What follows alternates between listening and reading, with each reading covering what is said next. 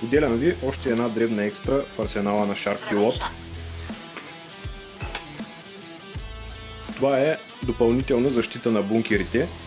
До сега имаше една защита, която защитаваше механиката и сервомашинките от претоварване и от блокиране от външни фактори, но сега новата екстра позволява подаване на захранване към сервомашинките само когато има команда за отваряне или затваряне.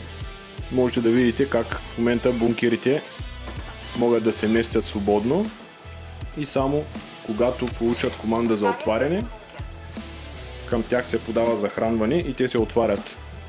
След това отново могат да бъдат местени ръчно и при затваряне получават за кратко захранване, докато затворят, а след това отново са свободни.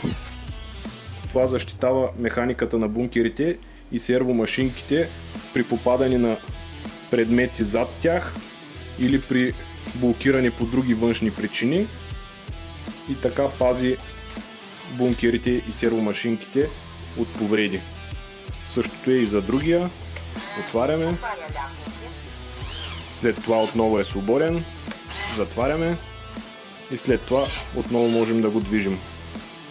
За да се изпълни тази защита, на платката на автопилота има допълнителни транзистори, през които минава захранването, което се подава към сервомашинките, и те подават захранване само в момента, в който има команда.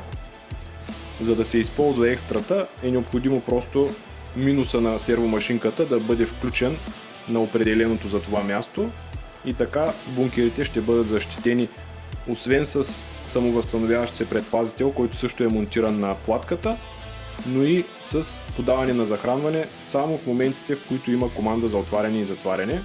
Надявам се, че тази екстра ще бъде полезна за много от ползвателите на лодки от този тип.